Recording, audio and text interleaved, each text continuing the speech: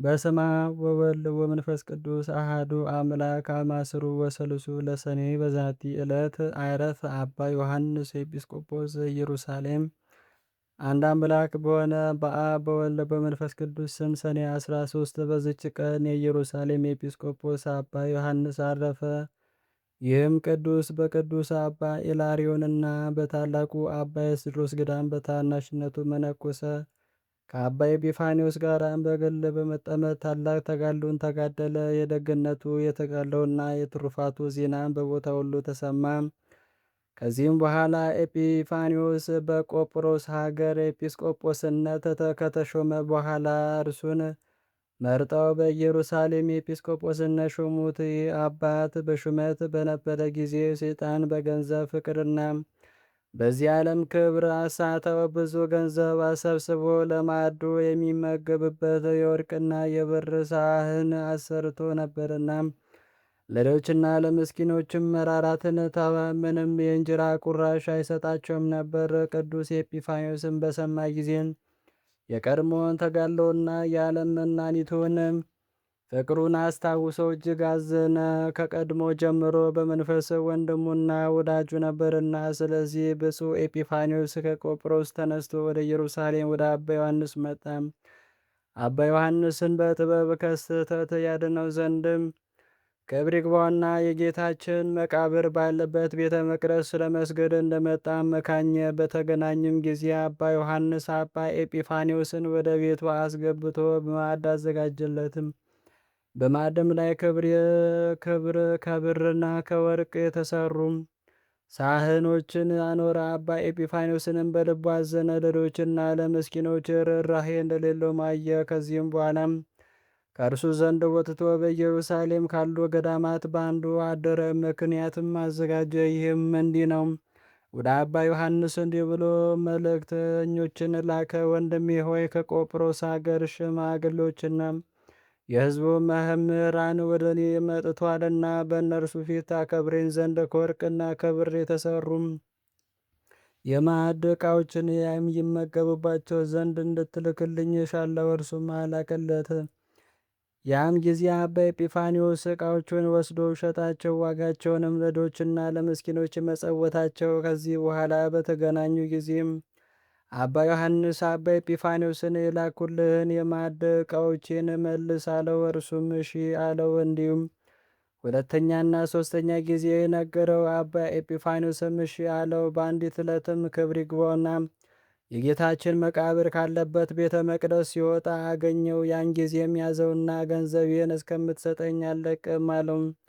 አባ ኤጲፋንዮስም ክብር ይግባውና ወደ ጌታችን ጸለየ። በዚያን ጊዜ የአባ ዮሐንስ ዓይኖቹ ታወሩ። ያን ጊዜም ይቅር ብሎት ዓይኖቹን ይገልጥለት ዘንድ እያለቀሰ ወደ አባ ኤጲፋንዮስ ማለደ። እርሱም መጸጸቱን አይቶ አንዲቱን ዓይን ገለጠለትም።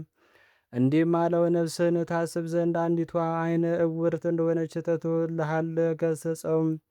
እነሆ ጌታችን ኢየሱስ ክርስቶስ የቀድሞ ድካምን ብርታትንና ተጋድሎን አስቦ ራራል፣ ከስህተትም አዳናለም። የማዕድ ዕቃዎችንም እኔ እንደሸጥኳቸውና እንደ ስለ አንተ ለድሆችና ለምስኪኖች እንደመጸወትኳቸው እወቅ። አንተ በገንዘብ ፍቅር መጠመድህና የቀድሞውን መልካም ሥራ መተውን ብሰማ ነው እንጂ ከቆጵሮስ ወደ ኢየሩሳሌም አልመጣም ነበር። ከዚያችም ሰዓት ጀምሮ ቅዱስ ዮሐንስ ከእንቅልፍ እንደነቃ ሆነ። በርኅራኄም መንገድ ሄደ። ያለውንም ጥሪቱን ሁሉ ሰጠ፣ ምንም ምን አላስቀረም። ልብሶችንም ለተራቆቱ ሰጠ። በሞተ ጊዜ አንድ አላር ከዚያም በታች ከእርሱ ዘንድ እስከ አልተገኘ ድረስ ሰጠ። ጌታችንም የመፈወስ ሀብትን ሰጠው። ብዙዎች ድንቆችና ተአምራቶችን አደረገ። ከተቀደሰ ዘይት እየቀባም ፊታቸውንም አዳኝ በሆነ በመስቀል ምልክት እያማተበ ደዌ ያለባቸውን ሁሉ አዳናቸው። መልካም ተጋድሎንም ፈጽሞ ክብር ይግባውና ጌታችንን አገልግሎ በሰላም አረፈ። ለእግዚአብሔር ምስጋና ይሁን፣ እኛንም በጸሎቱ ይማረን፣ በረከቱም ከእኛ ጋር ትኑር ለዘላለሙ አሚን። በዚችም ዕለት ለከበረ መልአክ አዲስ የምስራች ነጋሪ ለሆነ የመላእክት አለቃ ገብርኤል በዓልን ያደርጉለት ዘንድ መምህራን በግብፅ አገር ለክርስቲያን ወገኖች ሥርዓት ሰሩላቸው።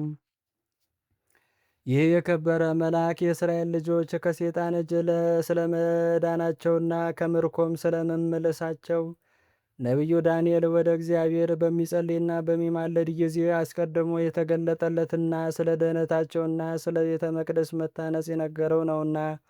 ዳግመኛም ክብር ይግባውና ስለ ክርስቶስ መምጣትና መገደል፣ ስለ ቤተ መቅደስ መፍረስ፣ ከዚያም በኋላ ስለ ሐሳዊ መሲህ መምጣት ነገሩም። ለመድን መምጣትም በሱባኤ የወሰናቸው ዘመናት በተፈጸሙ ጊዜ ይህ የከበረ መልአክ የመላእክት አለቃ ገብርኤል ከእግዚአብሔር ዘንድ ተልኮ ወደ ቅድስት ድንግል ወደ እመቤታችን ማርያም መጣ። ዓለምን ስለ ማዳን የእግዚአብሔር ልጅ ከእርሷ ሰው ስለመሆኑ ነገራት። ስለዚህም የበዓላቶቹን መታሰቢያ እንድናደርግ የቤተ ክርስቲያን መምህራን አባቶች አዘዙን። እኛም ከጠላታችን ሴጣት እጅ ያድንን ዘንድ ለመንግሥቱም የተዘጋጀን ያደርገን ዘንድ ክብር ይግባውና በጌታችን በኢየሱስ ክርስቶስ ፊት ስለ እኛ እንዲማልድ እንለምነው። ልዕልና ችሎታም ገንዘቡ ለሆነ ለእግዚአብሔር ምስጋና ይሁን። የዚህ የከበረ መልአክ ረድኤቱ ከእኛ ጋር ይኑር ለዘላለሙ አሜን።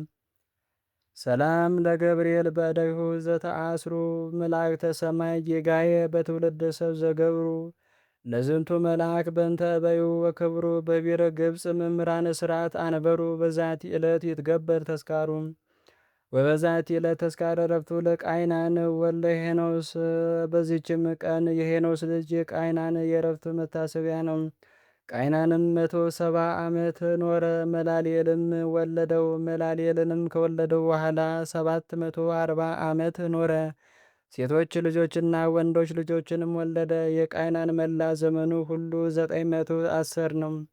ከዚህም በኋላ አረፈ። በረከቱ ከእኛ ጋር ትኑር ለዘላለም አሜን። በዚችም ቀን የሰማዕቱ አውላግና የ200 ሰማዕታት መታሰቢያቸው ነው። ስለ እውነትም የተሰደደ የአባታችን የማትያንም መታሰቢያ ነው። እግዚአብሔርም በጸሎታቸው ይማረን ለዘላለሙ አሜን። አንድ አምላክ በሆነ በአብ በወልድ በመንፈስ ቅዱስ ስም ሰኔ 14 በዚች ቀን ቅዱሳን አባ አክራና ዮሐንስ አብጥልማና ፊልጶስ በሰማዕትነት ሞቱም። አእላፍ ቅዱሳንን አዘክሬ ምስጋናን አቀረብኩልህ። ቅዱሳንም ዘውትር አንተን ያገለግሉ ናቸው። በድነቴ የማነብልን መጽሐፍ ምስጋና ተቀበል። አንተ ብዙ ባለጠጎች ካገቡት ይልቅ የደዋን መበለት ስጦታን ተቀብለሃልና። ቅዱሳን የሆናችሁ ነቢያት፣ ለማስተማር የተመረጣችሁ ሐዋርያት፣ ሰማዕታት፣ ጻድቃን፣ ትጉሃን የሆናችሁ መላእክት፣ እናንተም ደናግል፣ ቸር የሆናችሁ መነኮሳት ይህችን ጉባኤ አንድነታችንን መባረክ ባርኩ።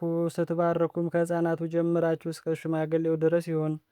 በብራና በወረቀት የጻፈውን ሊያደርስ በገንዘብ ዋጅቶ ያጻፈውን አምነው ያነበበውን ወደ ሌላ ልሳን የተረጎመውንም በዝነ ልቡና አምኖ የሰማውን ከጠብ ከክርክር ከመከራ ከችግር በምትሰውር በእናቱ በማርያም ጸሎት ኢየሱስ ክርስቶስ ሁላችን አንድ ላይ ይማረን፣ ቅዱስ መንፈሱንም ይላክልን ከዛሬ ጀምሮ ለዘላለሙ ዳግመኛ እስኪመጣ ድረስ አሜን። ወስብሐት ለእግዚአብሔር።